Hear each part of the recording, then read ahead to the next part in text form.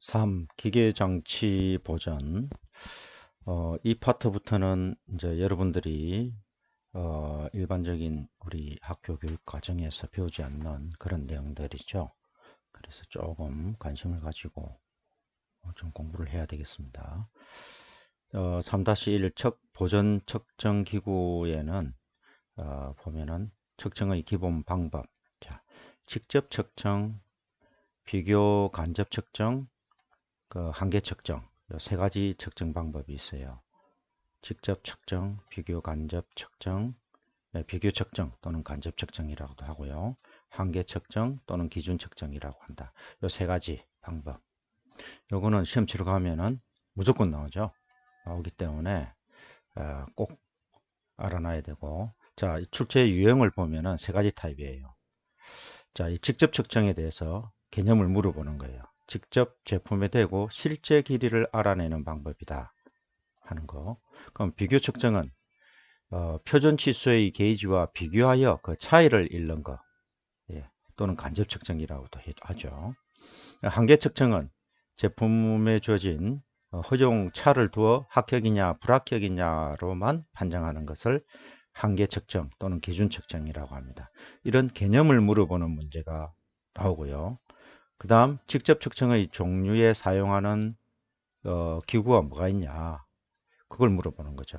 그럼 직접 측정에는 바로 직접 길이를 측정하는 거니까 버니어 캘리퍼스, 마이크로미터, 높이 게이지, 측정기, 각도기, 각도자, 강철자, 이런 것들을 물어보는 거예요. 비교 측정에는 또 종류가 뭐냐, 다른 게 뭐가 있냐. 그렇죠. 그러면은 다이얼 게이지, 미리미터, 옵티미터, 실린더 게이지, 공기 마이크로미터, 전기 마이크로미터, 이런 것들이 비교 측정에 쓰이는 거죠.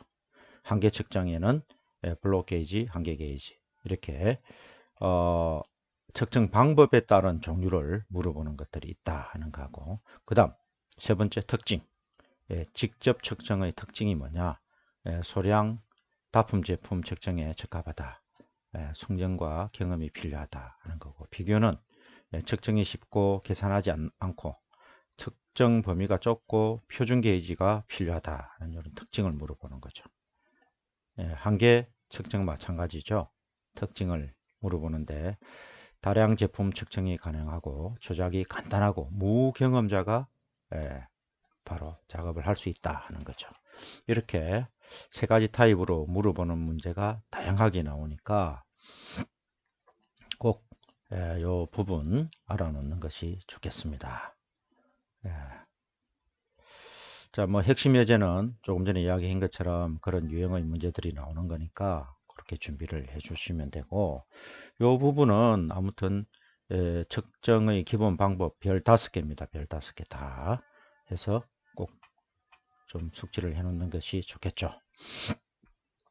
그 다음에 이 측정용 기구의 종류, 요것도 대표적으로 우리가 이제 많이 쓰는 것들에 대해서 나오죠. 버니어 캘리퍼스에 대해서 알아놔야 되겠고요. 자, 버니어 캘리퍼스, 마이크로미터, 그 다음에 다이얼 게이지, 그런 것들. 특히 요 보면은 용도, 요거 다양하게 문제가 나오죠.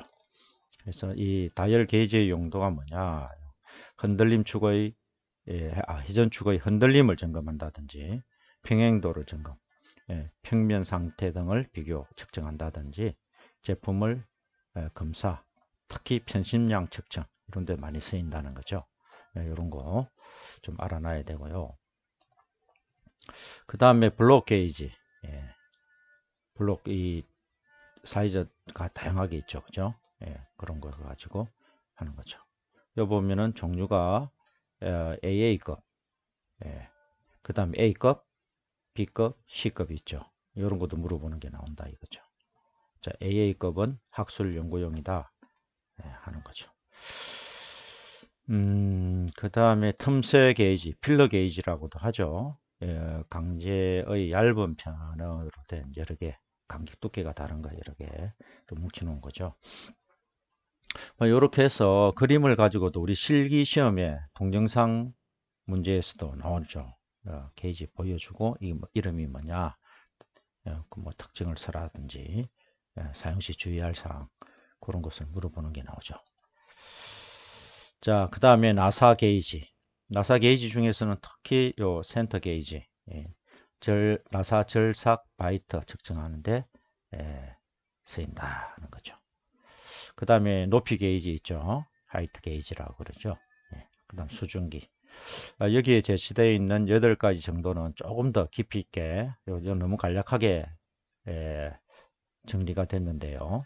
이것을 조금 더 깊이 있게 교과서를 참고해서 공부를 좀 해놔야 되겠습니다. 자, 다음 페이지 넘어가면은 체결용 공기구입니다. 공기구, 기구. 체결용. 체결에 쓰이는 것들, 요거 보면은 자, 양구 스패너, 평구 스패너, 타격 스패너, 더블 옵셋 렌치, 조합 스패너, 후크 스패너, 이런 것들은 다 그림을 보고도 여러분들이 이게 뭐구나 하는 걸 이름 정도는 알아놔야 돼요. 동영상 실기 문제에서도 자주 나오죠. 특히 몽키 스패너 같은 경우에는 조절 렌치가 있고, 그죠? 입 크기, 입이라 그러죠. 조절할 수 있는 게 있고요. 규격은 전체 길이로 뭐 나타낸다 하는 거 있고, 특히 요거 나오죠. 체길 토크는 힘은 어떻게 계산하냐? 길이하고 잼력, 주어지는 힘, F 곱하기 길이로 계산을 하죠. 그런 문제도 나오고요. 체결용 공기구 아주 별 5개 정도 쳐놔야 돼요. 5개 굉장히 자주 출제되는 것들이니까 또 실기 대비해서도 알아놔야 되죠. 자, 분해용 공구. 얘는 또 뭐가 있냐? 기어 풀러. 기어나 분리를 분해할 때 쓰이는 거. 이 분해용 공구죠, 분해. 베어링 풀러가 있죠. 베어링을 축에서 빼낼 때 쓰이는 거 풀러. 스톱링 플라이어가 있습니다. 요거는 축용과 구멍용이 있죠. 이렇게 사용하는 방법이 다르게 2가지 종류가 있다 하는 거. 윤활용 기구에는 자, 오일건, 그리스건, 핸더 버킷 펌프 이런 거 있죠. 이것도 동영상 실기 문제에서도 나오죠.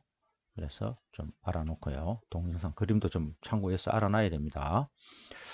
자, 그 다음 배관용 기구. 배관용 기구 요거 뭐 별 5개 쳐놔야죠.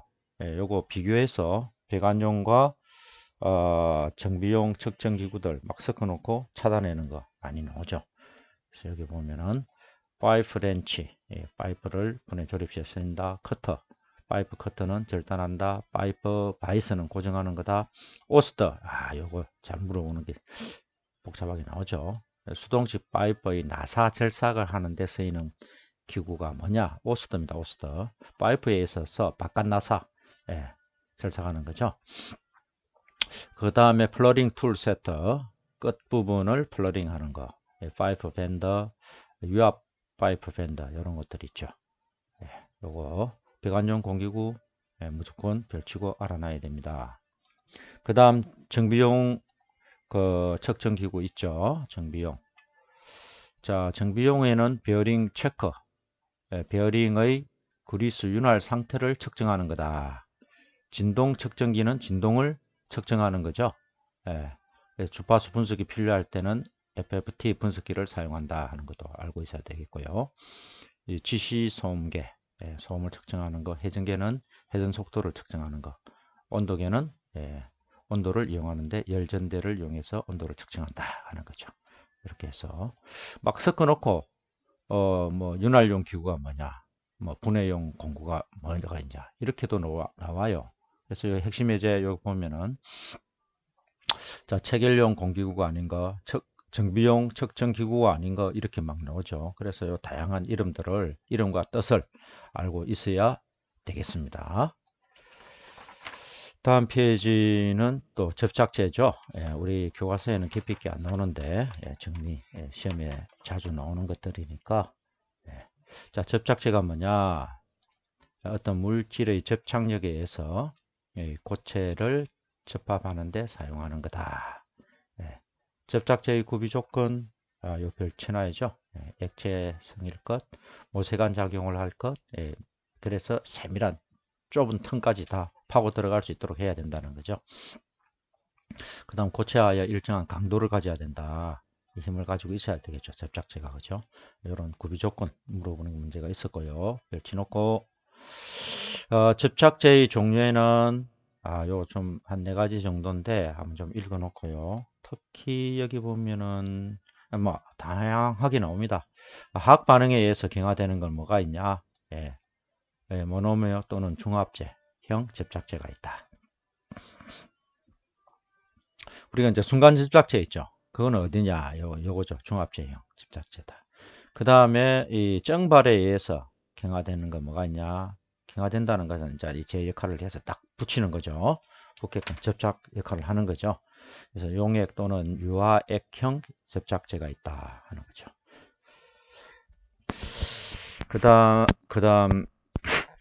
그다음 그 열융합형 접착제, 냉각에 의해서 경화되는 거, 열에 의해서 용융형 접착제가 되겠습니다. 그 다음에 오래 상온에서 오랫동안 놔두면은 경화되는 게 감압형 접착제다 하는 거죠. 조금 힘을 가해도 접착되는 거. 요 정도로 해서 요 뜻과 제목을 조금 알아놓는 것이 좋겠습니다. 그 다음 용도별 접착제의 특징. 자, 금속 구조용 접착제에는 경량화 금속에 의한 접합 방법에 비해서 접착제의 중량이 작다. 무게가 적게 나간다는 거죠. 그 다음 강도와 응력 분산과 설계가 간단하다. 접착 속도가 단축이 된다. 샌드위치 구조다 하는 거죠. 실링 효과가 가능하다. 전기 전령과 단열, 방음, 방진 효과가 있다. 방청 효과가 있고 가격이 저렴하다. 극저온에서도 접합이 가능하나 고온에서는 접합 및 사용이 곤란할 수가 있다. 그래서 금속 구조용 접착제의 특징 있고요. 그 다음 염기성 접착제. 요거는 별표 좀 쳐놔야죠. 자주 나옵니다. 공기 중에는 액체 상태를 유지하고 공기가 차단되면은 중합이 촉진되어서 경화된다. 공기가 차단되면은 나중에 서서히 딱딱해진다는 거죠. 접착제 역할을 한다는 거죠. 그 다음에 진동이 있는 진동이 있는 체결용 요소 등의 풀림을 막기 위해서 주로 쓰인다. 침투성이 좋고 경함이 무게 감량이 없다. 내성이 우수하고 반영구적으로 노화되지 않는다 하는 거. 염기성 접착제에 대한 특징입니다. 좀 잘 알아놓도록 합니다. 자, 핵심 예제 풀어보면서 이렇게 문제가 나오는구나. 경량을 익히는 것이 좋겠죠. 그 다음 방청제 들어갈까요? 방청제, 방청. 부식을 막기 위해서, 부식 방지용이죠. 방청, 부식을 막기 위해서 사용되는 재료다. 자, 종류를 보면은 굉장히 많이 있지만 한 5가지 정도로 정리를 해놨습니다. 그 용재 희석형 방청류라 해가지고 요 보면은 1종, 2종, 3종이 있어요. MP-1. 요즘은 KP로 다 바뀌었습니다. 요걸 좀 수정을 해야 되는데 못했네요. 자, 전부 다 MP는 KP로 바꾸면 됩니다. 이제 우리 한국형으로 다시 정리가 된 거죠. 그래서 이 1종은 장시간 방청이나 가공도가 낮은 옥외에 보관되는 금속 제품에서 사용할 수 있다. 2종은 옥내에 장시간 보관하는 데 써야 된다. 정밀하게 다듬질된 금속 제품에 쓴다 하는 거고, 3종은 물이나 해수 또는 옥 내의 금속 표면 방청에 주로 쓰인다 하는 거, 이런 것들이 있습니다. KP123 정도 용재 희석형 방청류다. 바셀린 방청류가 있죠. 요거는 KP456 정도가 된다. 특징은 이렇다 하는 거 좀 한번 알아놓고요. 윤활 방청류가 또 있죠. 요거는 KP789에 해당이 됩니다. 윤활성을 가지며 일반 기계 또는 내연 기관에 많이 쓰인다 하는 거죠. 우리 요거 많이 쓰고 있죠. 그 다음 지문 제거형 방청류 해서 우리 대표적으로 우리 케톤, 알코올성에 해당되는 거죠. 그 다음에 방청 그리스 해가지고 KP11 그리스가 주 재료가 된다 하는 거. 이런 것도 지금 보면은 조금 알아놓으면 되겠고, 핵심 예제 보세요. 알코올이나 케톤과 같은 수용성 유기용제나 물 등을 혼합하는 방충제는 뭐가 있냐 하는 거죠. 이런 것도 지문 제거형 방충류에 대한 특징이죠. 이렇게 좀 알아놓고 나머지도 조금 요 정도만 알아놔도 문제 푸는 데는 큰 지장이 없겠죠. 자, 밀봉장치에서 실입니다. 실. 뭐 공합에서 한번 다 했던 것들이니까. 자, 보면은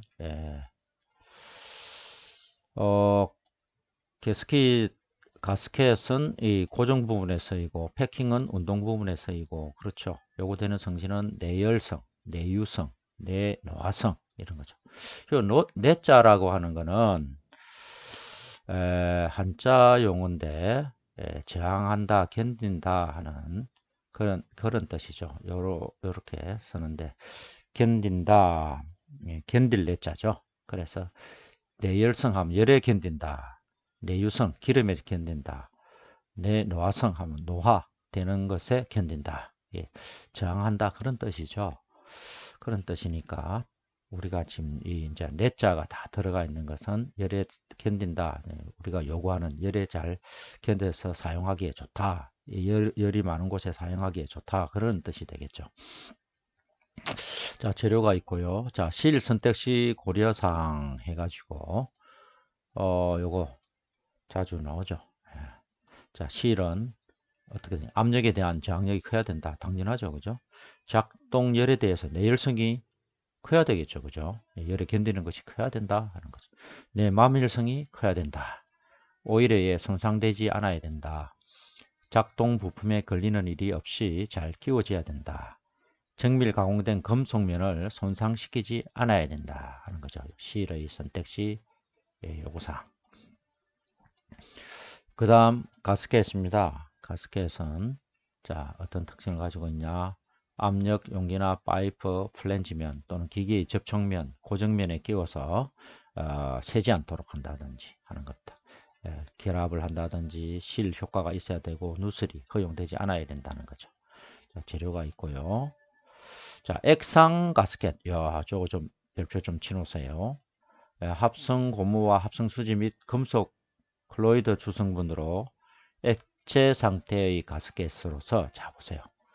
상온에서 유동적인 접착성 물질로 발원 후 일정 시간이 지난 후에 건조되면 누설이 방지된다 하는 거죠. 일정 시간이 지나야 된다. 액상 가스켓입니다. 액상 가스켓. 자, 요 사용 방법. 수분이나 기름, 기타 오물을 제거하고 얇고 균일하게 칠을 해주고 바른 직후 접합해도 관계는 없지만 좀 이따가 붙인다는 거죠. 사용 온도 범위는 40도에서 400도씨 이런 특징을 가지고 있습니다. 자, 다음 페이지 오일링. 오일링. 자, 유압장치 가장 많이 사용되고요. 10% 정도의 압축되게끔 설치를 한다. 니트릴 고무를 많이 쓴다. 장착 홈은 10에서 30% 정도 찌그러짐 여유를 준다 하는 거죠. 자, 종류에는 동적, 정적, 보강링, 슬리퍼 실 뭐 이런 것들이 있죠. 한번 읽어보시면 됩니다. 큰 문제가 없고요. 슬리퍼 실에는 마모가 심한 경우에 PTFE와 오링을 조합시키는 실이다 하는 건데 PTFE라고 하는 것은 폴리테트 뭐라더라 폴리오에틸렌 좀 어렵죠. 약자를 그냥 너무 말이 기니까 폴리테트라 폴리오로에틸렌 해가지고 약자를 쓴 겁니다. 이 쉽게 이야기가 뭐냐 하면은 우리가 이제 요 종류가 프라이팬에 보면 코팅하는 재질이에요. 그런 거 그런 것을 우리가 이제 일반적으로 슬리퍼 실로서 쓰고 있다 하는 거죠. 실로서. 그 다음 구비 조건 요것도 별표 좀 치놔야죠. 심심찮게 나오고 있습니다. 자, 여기 보면은 누설을 방지하는 기구에서 탄성이 양호하고 압축 연구 변형이 적어야 되겠다 하는 거고, 사용 온도 범위가 넓어야 되고, 내노화성이 좋아야 되겠다. 내마모성을 포함한 기계적 성질이 좋을 것, 상대 금속을 부식시키지 말아야 될 것. 일반적인 사항들이죠, 그죠? 이런 것들을 조금 참고해 놓고, 또 오링 재질의 결정할 때 검토해야 될 사항으로서는 기기의 작동 상태라든지 사용되는 곳 또는 사용되는 유체가 뭐냐, 작동 압력과 사용 온도가 어떻게 되겠냐, 이런 것을 검토를 해봐야 된다 하는 거죠. 패킹, 기기의 접합면, 접동면의 기미를 유지하고 유체의 누수를 방지하고 구조가 간단해야 되고 취급이 쉽고 장착 스페이스고 적게 차지해야 된다 하는 이런 거, 패킹에 대한 특징과 구비 요구사항들에 대한 겁니다. 자, 이렇게 해서 핵심 예제도 종류별 한번 풀어보면은 이런 유형의 문제들이 나오구나 해서 어떻게 공부를 해야 되겠다 해서 한번 풀어보고 다시 한번 이런 핵심만 정리를 해 놓은 것들이니까 조금 깊이 있게 여기 정리된 내용만큼은 한 두세 번씩 읽으면서 이해를 해야 되겠어요.